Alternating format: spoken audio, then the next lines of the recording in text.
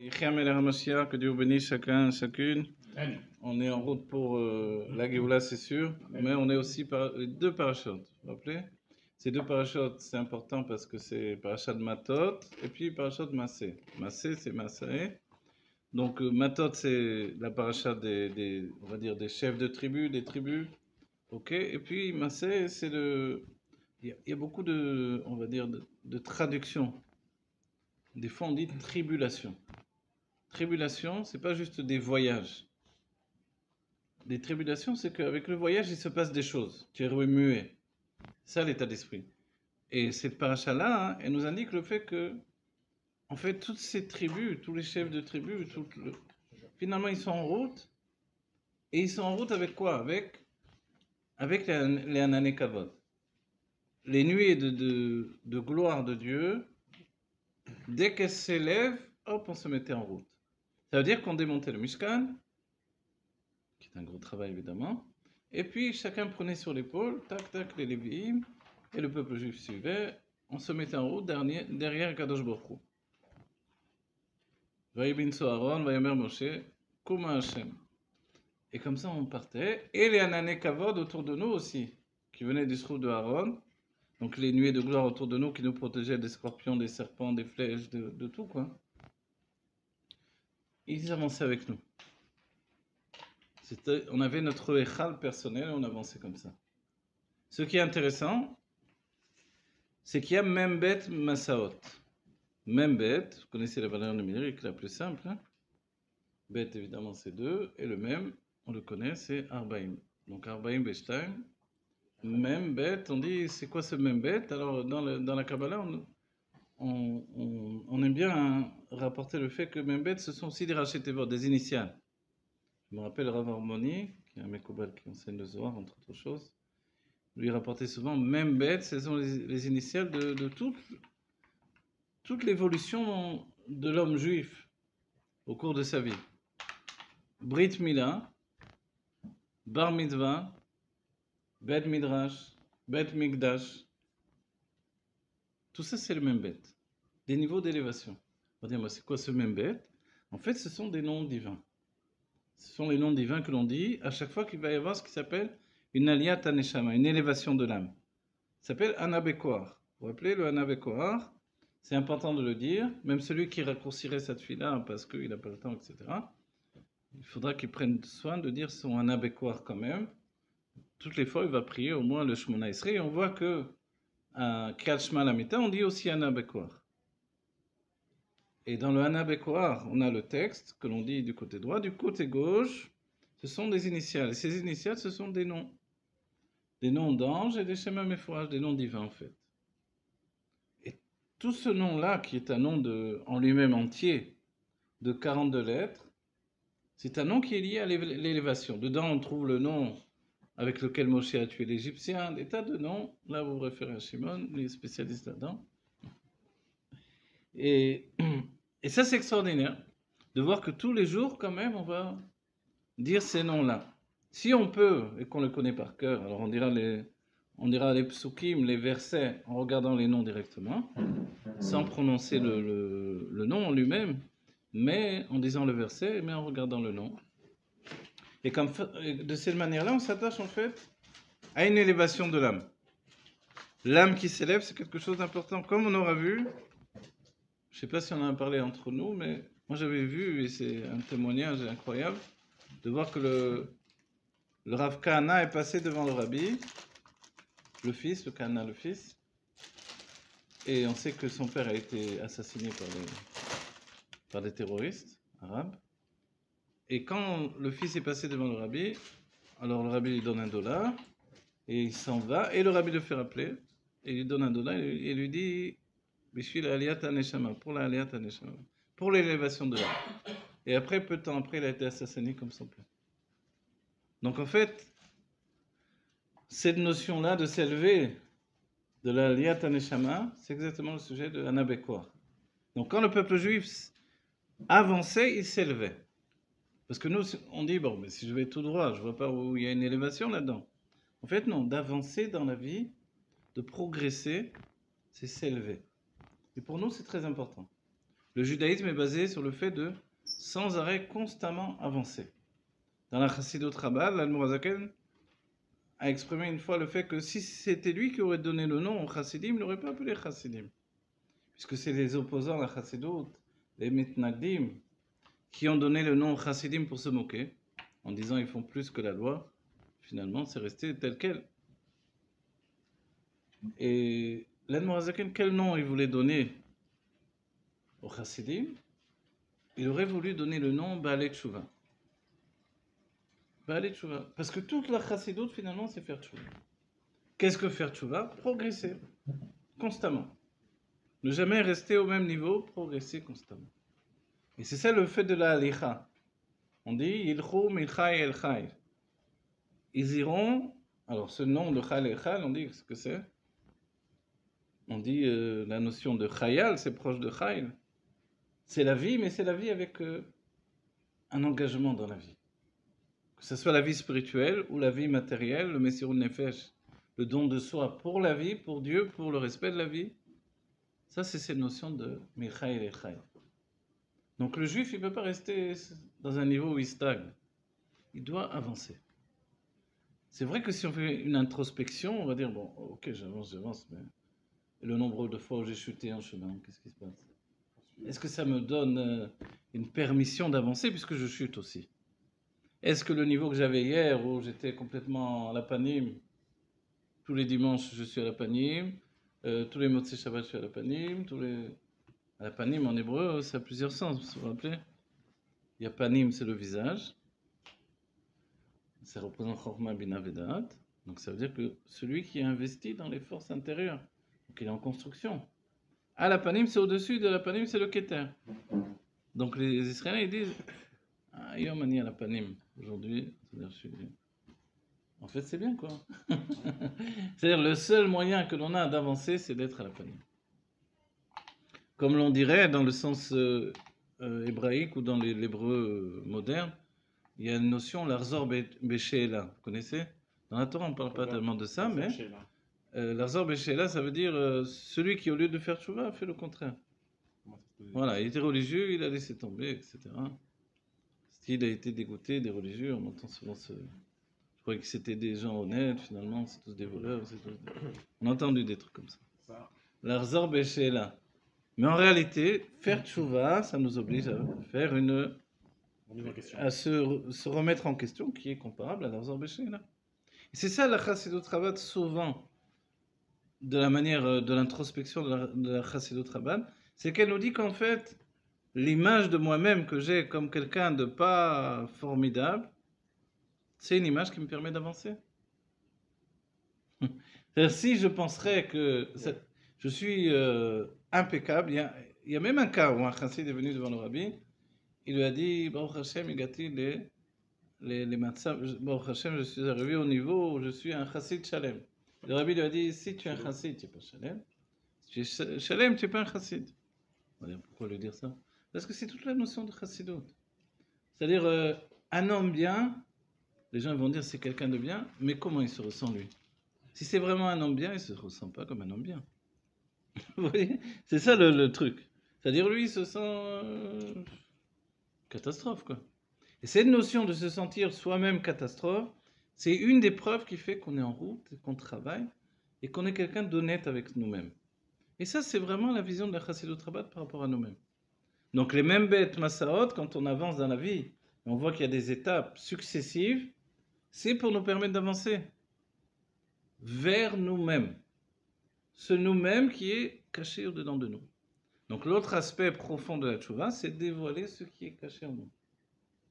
Et si on ne le dévoile pas par la Torah, par le désir de servir Dieu, par l'idée de concrétiser en fait le divin dans ce monde, alors c'est là où il y a des nisyonotes dans la vie, des épreuves. Et en hébreu, natati nes, j'ai donné un nes, achon nisayon, un miracle, mais c'est aussi un nisayon, une épreuve. Et en même temps, c'est le terme de nesiat rosh, l'élévation de la tête. Ça ressemble aussi à nesouin. Les nesouin, c'est le mariage. On dit pourquoi nesouin, c'est aussi cette notion d'élever la tête. Alors on dit parce que quand un homme n'est pas encore marié, il n'a pas la tête haute. Il n'a pas Vision des choses. la même vision des choses. Il n'est pas attaché à la réalité comme quelqu'un qui est marié. Dès qu'il est marié, il est rentré dans une situation de réalité du monde qu'il ne pouvait pas connaître avant. Moi, je me rappelle Ah ouais, dans les premiers cours, j'ai donné une image, mais elle est un petit peu naïve, un petit peu ce qu'elle veut. Mais je me rappelle cette image-là. C'était l'idée, un jeune homme qui déménage, il prend un sac, il déménage. Un homme marié qui déménage, c'est 2-3 camions, quoi. On dit, qu'est-ce qui s'est passé? Donc l'homme, il se dit, mais est-ce que j'ai besoin de tout ça? Est-ce que c'est possible de traîner tout ça avec moi? C'est-à-dire que dans la vie, on se crée des bagages. Dans la vie, voilà. Et ça, c'est le propre de la femme. La femme, elle fait que l'homme rentre dans le monde à un niveau où il ne pourrait pas rentrer lui-même de cette manière-là. Elle accélère sa mort, quoi. Elle accélère pas sa mort, mais elle accélère sa tfisat-olam, sa perception du monde. Le fait qu'il se ressent exister à travers la matière, ça c'est le travail de la femme. Et ça provient que du fait de passer à cette étape du mariage.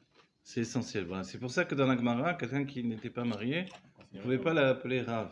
Même s'il avait un niveau d'un Rav, donc Rav, on parle ici des Amoraïm, donc même s'il avait un niveau d'Amora, donc un niveau exceptionnel dans la Torah, mais on ne pouvait pas l'appeler Rav parce qu'il ne s'était pas marié. C'est pour ça qu'on dira Ben Azaï, on ne dit pas Rav Ben Azaï ou Rabbi Ben Azaï, c'était un Tana. En fait, donc, les Massaot, c'est ça. C'est se bousculer, c'est avancer, aller de niveau en niveau. Et c'est intéressant, c'est que, dans cette paracha, l'Admor Hazaken nous dit qu'en Eretz Israël, on est en relation avec le monde de Yetzira, alors qu'en Chutz La'aretz, on est en relation avec le monde de Asiya. Qu'est-ce que ça veut dire, quelle différence? Le monde de Asiya, c'est le monde de la matière qui existe comme quelque chose d'affirmé. C'est-à-dire c'est vrai, et je ne remets jamais en question, que le monde existe. Le monde de Yetzira, c'est a priori le contraire. L'image du monde existe, mais le monde, lui, il n'existe pas vraiment. Parce que la matière n'existe pas dans le monde de Yetzira. C'est un monde spirituel. Et en fait, en Eretz Israël, on est comme dans le monde de Yetzira. Et c'est pour ça que les sages ont dit, en Chutz La'aretz, alors l'air de Chutz La'aretz, il donne de l'impureté. Mais ça, on ne peut pas le dire pour la terre d'Israël. Parce que justement, il y a le souffle du monde de Yetzira. Alors même si on ne comprend pas ce que ça veut dire, on comprend que c'est un monde qui n'est pas encore descendu au stade de l'affirmation de la matière. On va dire, mais attends, des fois quand on vient en Eretz Israël, j'ai l'impression que c'est le contraire. Qu'on peut trouver des fois des gens plus spirituels en dehors de Eretz Israël. Et ici en Eretz Israël, les gens ils sont très matérialistes à fond. C'est comme on dit souvent, tu viens, on est plus juif en dehors d'Israël qu'en Israël. Voilà, là-bas il y a la notion de respect du juif parce que c'est la communauté par rapport aux non-juifs, donc ça nous regroupe, etc. Et ici on arrive, l'autre ennemi c'est le voisin d'à côté, c'est un juif. On n'est pas habitué, il nous fait la guerre pour un shekel. Quoi? Comment c'est possible, etc. Donc on rentre dans une autre... Et puis, tout est très matériel, tout est engagé dans le monde matériel. On va dire, comment c'est possible? Donc, c'est ce qu'il dit l'Admor Hazaken. Je ne doute pas que c'est vrai, mais comment ça se fait qu'on ne le ressente pas? En fait, l'idée est que l'image de la matière elle peut être plus forte que la matière elle-même. Je ne sais pas si vous comprenez ça. Je vais donner un exemple. Le Rabbi Rachab, dans Parashat Rokat, il nous parle de la paradoma. Il nous dit qu'en fait, la paradoma, elle vient faire le tikkun, comme on sait, de Chet HaEgel, de la faute du vaudor. On dit la mère, elle vient faire le tikkun de l'enfant. Le Hegel, c'est le veau, la para, c'est la mère, la vache. Ok, logique, simple. Okay. Mais voilà, le Rabbi Rachab, il nous dit, mais qu'est-ce que c'est exactement cette idée-là? En fait, il nous dit que la mort, puisque c'est le sujet qui est abordé par la paradoma, la vache rose, elle vient enlever l'impureté de la mort. Et c'est quoi l'impureté de la mort? C'est en fait l'image que l'on a du monde qui peut nous rendre impurs. Et il nous explique, il nous dit, quand on a du Yetzer Hara qui est véhiculé par notre âme animale, c'est l'image du mal qui est plus mauvaise que ce qui s'appelle le Yetzer. Le Yetzer, en fait, c'est un mouvement de vie qui est en nous. On est chafetz, on a envie de vivre très très fortement. Et puis l'âme animale, elle se connecte au corps, elle se connecte au plaisir matériel. Elle dit, c'est ça que je veux. C'est là où je vais avoir de la passion de vivre. Et en fait, immédiatement, elle projette des images. Des images de nourriture, quand j'ai faim, des images de femmes quand j'ai du désir, des images de films quand j'ai envie de m'évader, des images... Vous voyez? Du coup, l'image, elle est extrêmement puissante. Et il nous dit, en fait, c'est pas le mal qui nous fait du mal vraiment, c'est l'image du mal qui est plus mauvaise que le mal lui-même. C'est pour ça que les sages disent, Hiro Avera, caché mi Avera. Celui qui pense au Averot, c'est plus grave que, plus caché. Peut-être que dans la lacha, non, puisqu'il n'a pas fait l'action, ok. Mais quand même, les sages ont dit que les Hiro Avera, ils sont plus difficiles pour la personne. Quelqu'un qui a dans sa tête un cinéma. Le cinéma, c'est quoi? Ben, il est tout le temps en train de se faire des films, comme on dit dans la langue commune. Donc, il est tout le temps dans les Averot, mais il ne les fait pas. C'est un homme respectable, quelqu'un de bien. Mais c'est vrai que c'est quelqu'un de bien, d'honnête, etc. Mais voilà, ça travaille dans sa tête. Croise une femme dans la rue, tac, ça commence le film, il se met en route. Il voit un truc. Il vaut mieux le faire alors? Non, je ne pas dire il vaut mieux faire. Non, mais les massés, tu ne vas pas le faire en réalité. Mais le fait d'y penser, ça s'attache à toi, c'est à l'intérieur de toi. C'est là où c'est plus difficile. C'est sur ça que les sages ont dit, Kachim, c'est caché pour toi. Parce que le Ben Adam, du matin au soir, il peut tout le temps être dans sa tête avec des films et ça ne s'arrête jamais. Là, j'ai parlé de femmes, mais après, c'est de nourriture interdite. Après, c'est je ne sais pas quoi d'autre. Peut-être voler des autres personnes. Et à l'infini, ça peut être. Oui? Tania parle de ça aujourd'hui, les petites fautes qui ne sont pas punies de mort ou par le ciel, mais qui sont quand même des fautes. Tania d'aujourd'hui qui parle de ça. Et qui ont un impact plus puissant certaines fois que les fautes qui sont punies de mort. C'est pour ça que... Des petites fautes répétitives. Et sur le temps, elles ont pris une ampleur plus importante que des fautes, une grosse faute que tu aurais fait une fois. Oui, que tu présentes. Surtout que le rabbi Parashat Pinchas nous dit qu'en fait, quelquefois, Dieu envoie des fautes pour nous réveiller parce qu'on est endormi. Ça veut dire quoi, on est endormi, d'après ce qu'on vient de dire là? Faire tchouva par rapport à une faute qui nous a été envoyée? En fait, l'âme divine, c'est une grande question dans le Zohar. Le Zohar, il dit, vous vous rappelez le passouk, Venefesh ki irta, et une âme qui faute. C'est une discussion dans le Zohar. Et donc, deux Tanaïm du Zohar qui discutent, et un dit à l'autre. Et alors quoi, une âme qui faute? Bien sûr, une âme qui faute. L'âme animale faute. Qu'est-ce qu'il y a? C'est quoi la question? C'est quoi l'étonnement là-dessus? C'est un passouk de la Torah. Mais l'autre Tanaïm dit, non, moi je ne parle pas de l'âme animale. Je parle de l'âme divine. C'est quoi l'âme divine? L'âme divine ne faute pas. Mais l'âme divine, elle est complice dans la faute parce que si elle se retire de la personne est meurt, elle ne fait pas de faute. Donc tu vois bien qu'elle est complice dans la faute aussi. C'est pas possible, alors là-bas ils discutent de ça. Elle est complice. Oui, elle est complice. Elle est, au moment de la faute, elle est là, elle est présente, elle est dans la personne. Alors il dit, mais alors qu'est-ce qu'elle veut l'âme divine dans ce cas-là? Pourquoi elle est complice dans la faute? Et il dit, parce qu'elle vise la tchouva qu'il va faire après la faute. Regarde après. C'est-à-dire que le bonhomme, en fait, il déjà, et ça c'est l'Admorazaken qui précise ces choses-là, c'est-à-dire qu'il y a un niveau où on se trouve. On n'a pas conscience, mais on est à ce niveau-là de la faute. Et quand je faute, j'ai l'impression que c'est le moment où il s'est passé quelque chose de grave. Non, mais tu n'as pas compris que ça fait longtemps qu'il y a quelque chose de grave. Qui ne se passe pas, mais qui est latent et qui est Iruré Avera, Kachemi Avera.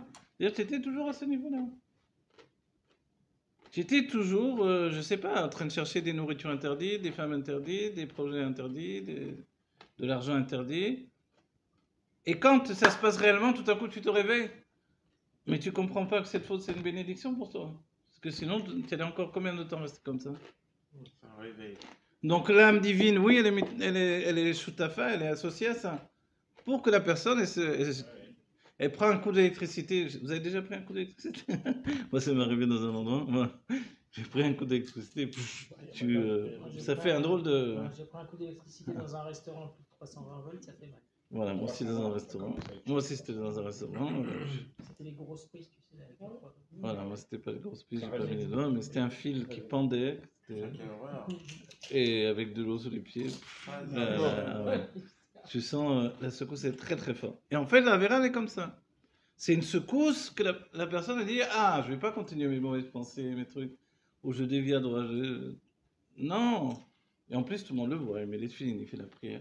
Et pendant ce temps, la tête, elle travaille. Ouais, mais ça, c'est tout le monde. Hein? Hein. Oui, mais tout le monde. C'est dans mais- les moments les plus Ah. kadosh que la tête elle commence Alors, à... heureusement que la demoiselle Shabbat, nous dit, on a les meilleures effectivement. idées, on a les meilleures Bravo. idées business Shabbat. Ah là, je vais faire Heureusement ça. que la Noirzaken nous dit qu'on n'est Après pas une seule Shabbat. personne. Hier, on en a parlé aussi dans les Mais Ibadot. Baal Shem Tov, il te dit que les mauvaises pensées, elles viennent pile dans la tefila. Elles viennent Exactement. pas- Voilà, le Baal Shem Tov, la Noirzaken nous dit en fait. C'est très important ça. C'est-à-dire que l'âme animale nous attaque au moment où on est avec Dieu. C'est-à-dire au moment où on a envie d'être, comment on dit, se cocoliner avec Dieu, quoi. Et tout à coup, elle arrive. Elle arrive avec sa folie, débridée, qui n'a pas de fin. On se demande, mais qu'est-ce qu'elle veut finalement? Et nous, si on n'a pas l'idée de la Noirzaken qui nous dit en réalité, tu n'es pas une personne, tu es deux personnes et tu as une lutte en toi entre l'âme animale et l'âme divine, si tu réfléchis pas comme ça, tu te dis, mais qu'est-ce que je suis moi? En pleine fila, ça m'arrive ça? Heureusement qu'il nous apprend la Noirzaken que le Benoni à la sortie de la fila. Je pense comme ça. Heureusement, dans la fila, le Benoni, il n'est pas dans les mauvaises pensées. Je vais encore plus loin que toi, même Dieu, il est shooter dans l'histoire parce que c'est lui qui te les envoie, les Ah, plus que ça, Dieu, il est tout là, tout le monde. Il est tout l'arrière-plan, c'est Dieu. L'âme divine, elle attend la tchouva, mais il y en a qui n'ont jamais fait tchouva d'Averot. Il y en a qui ont... Non, alors c'est pas vrai. Excuse-moi de te dire, j'ai Non, pas mais l'habitude tous les de dire juifs c'est font pas tchouva, vrai, parce tous que les le rabbi juifs a font dit tchouva, tous les tous les juifs juifs font tchouva. tous les Non, mais juifs je veux dire ont par fait là, tchouva dans la génération. Quoi qu'il arrive, Ouais. je sais pas ce que je voulais dire, je me suis mal exprimé. Je veux dire D'accord. qu'on ne voit pas en tout cas la tchouva physiquement sur la personne. Quoi qu'il arrive, elle fera tchouva à 120 ans avant de partir. Mais on la voit pas là, c'est pas tout le monde qui a les forces Oui, de- tu as raison. de- De la de- réaliser de la complètement, réaliser, etc. qui de la rendre...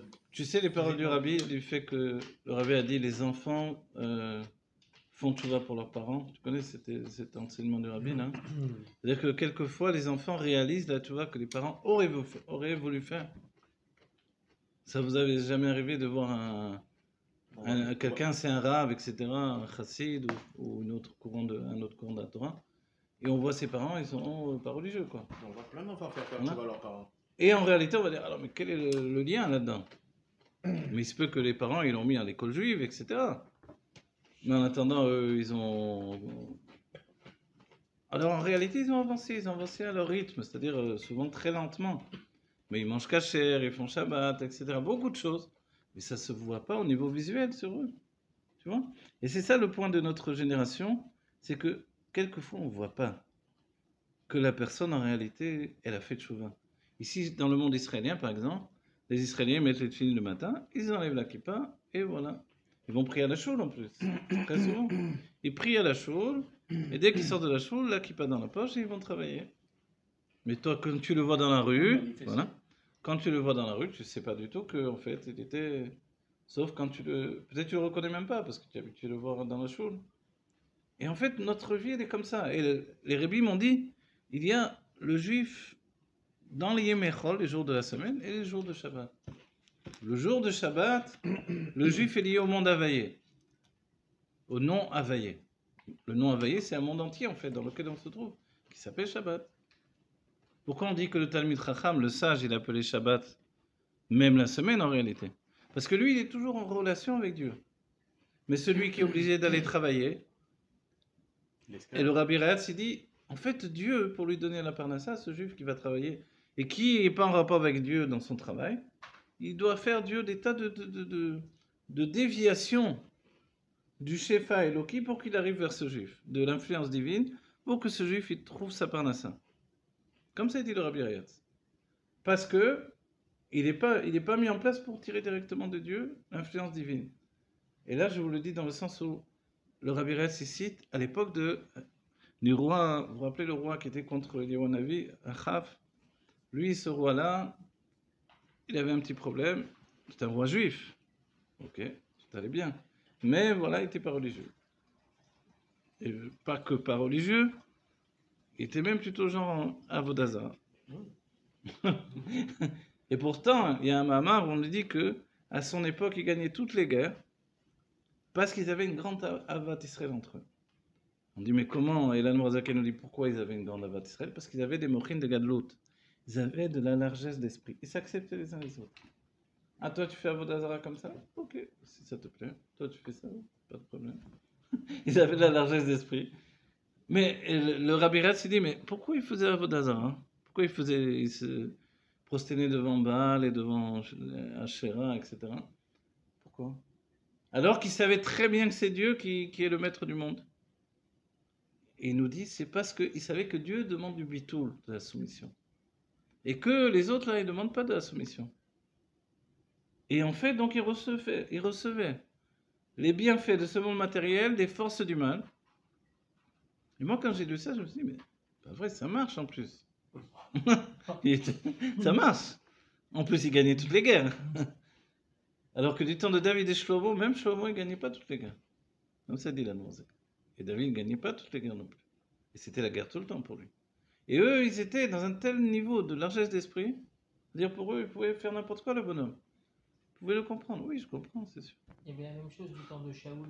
Shaoul, dans son temps, il autorisait les Dvarim Betelim et le Lachon Hara parce que ça donnait la parnassa. Ouais. Ouais. Ouais, c'est trop cool. Vous, hein. Putain, on serait bourré à notre génération. Non, tu me dis, je mets en pause. Les Chaim, allez, on fait les Chaim les uns Les les autres. bonnes nouvelles. On a dit Olam Mashiach.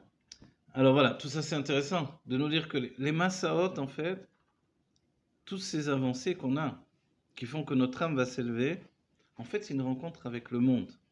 Mais dans le monde, il y a la Parnassa, il y a le couple, il y a le Yetzer Hara, Les enfants. le penchant pour le mal, les enfants avec l'obligation voilà, de l'éducation par rapport aux enfants. Ça s'appelle Tsar Gidoulé Banim. En hébreu, on dit comme ça. C'est-à-dire la souffrance de grandir des enfants. On va dire, pourquoi dire comme ça? C'est mignon, les enfants. Ah, c'est mignon, oui. C'est toujours mignon, mais quand tu... Voilà, mais c'est un travail ininterrompu, c'est 24 heures sur 24, quoi. Et ces tachanotes, elles se sont arrêtées pourquoi elles se sont arrêtées? Ou est-ce qu'on les vit encore Alors voilà, bravo, c'est une bonne question. En réalité, on apprend et des Mamarim des Rebbeim, en commençant par l'écouter Torah, de l'Admorazaken, et des Mamarim du Rabbi, évidemment, que ces Massaot ne sont jamais arrêtés. Pas parce qu'on n'est pas en train de transporter le Mishkan, que ça s'est arrêté, parce que sinon on n'aurait rien à dire là. On aurait dit, tu sais, à l'époque, il s'est passé comme ça et comme ça. Comme des fois, moi j'ai un truc qui me hérisse les poils quand on parle du Rabbi au passé. Ça me hérisse les poils. Le Rabbi disait ça, le Rabbi pensait ça, le Rabbi... Mais, non, arrête, non, ça, en fait, la vision des choses, de parler au passé, même de tzadikim en général, ça me... Parce que le tzadik, il est toujours vivant. Et le Rabbi, qui plus est, dans notre génération, si on n'avait pas le Rabbi pour nous mener à bien, à bon port tous les jours, ce serait une catastrophe. On ne se rend même pas compte que quand quelqu'un nous parle, nous pose une question, on répond ce que le Rabbi dit. Ce serait vivre sans GPS. C'est exactement, notre tête, elle est remplie par l'état d'esprit du Rabbi. Pas juste par l'esprit, mais l'état d'esprit, par le réflexe de pensée. Ça nous a tellement habité, tellement pénétré que chaque jour de notre vie est mené en fait par le Rabbi. Depuis le moment où on se lève et la manière dont on se comporte, et ce qu'on étudie, ce qu'on dit, ce qu'on fait, toute notre journée finalement, même quand on a honte, parce qu'on n'a pas fait, on a loupé le chitat, on a loupé le rashi, on a loupé le truc, vite je rattrape, avant de dormir. Et il y avait un chalier, je me rappelle, quelqu'un lui avait dit, ah mais dans un nid de doute, il y avait un mashpia qui parlait, il disait, c'est pas obligé de faire le Rambam juste avant de dormir. Et le chalier a dit, quoi? Ah, il y a une autre manière de faire. Ou une fois, il y avait quelqu'un qui mettait les films de Rabbi Notam l'après-midi. C'était pour Tisha B'Av, on les met l'après-midi. Et il s'approche de moi, il me dit, moi de toute façon, je les mets toujours l'après-midi, les Rabbi Notam. Il y a des tas de trucs comme ça. Il y a des tas de trucs comme ça, on est toujours... Ça s'appelle l'Echatrila Bediavad. C'est-à-dire, l'Echatrila, déjà du départ, du point de vue de départ, je suis déjà après coup. On est en hébreu. C'est-à-dire, c'est vraiment notre génération qui est un peu comme ça, un peu bousculée. Un peu. Mais cette génération-là, elle a un mérite particulier. C'est quoi le mérite particulier? C'est qu'on est capable, malgré tout, malgré le fait qu'on sait exactement qui on est, malgré que. On dit souvent la phrase faut que tu puisses te regarder dans le miroir. En même temps, on dit les chassidim, ils n'ont pas de miroir, normalement. Alors, il faut savoir. Et c'est quoi l'idée Vous vous rappelez, je vous avais raconté une fois, il y avait le père du Rav Groner, quand il est arrivé en Amérique, c'est comme ce qu'on a dit pour le Rabbi Rayat, c'est arrivé en Amérique, on a dit ici c'est différent. Et le premier discours du Rabbi Rayat, il a dit, puisqu'en Amérique on fait des déclarations, je vais faire une déclaration moi aussi. Et c'était quoi sa déclaration? L'Amérique n'est pas différente. C'est-à-dire, ici aussi on va faire Lubavitch, ici aussi on va faire le Avoda qu'on a fait en Russie. Ok. C'est un chidouche, puisque effectivement l'Amérique c'était différent. C'était l'argent qui prenait le dessus sur l'importance de l'âme et l'élévation de l'âme, etc.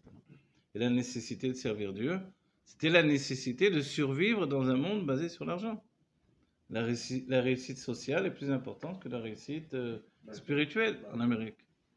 Et ça c'était établi de manière claire pour tout le monde. Sinon, tu tenais pas le coup, quoi. Mais en Amérique, c'était un état de, on va dire, il y a un mot en français, un adage, tu vois, vraiment un état de pensée très très fort.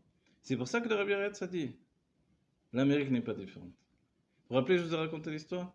Il y a un chassid, il arrive en Amérique, et il est accueilli chez quelqu'un de sa famille, ok, et il lui dit, est-ce que tu veux tu veux un café au lait? Vous savez, les chassidim, souvent, ils boivent du café au lait, ok. Euh, Même après Yom Kippour, c'est le café au lait à Yerushalayim. Oh là là, tradition. Ok.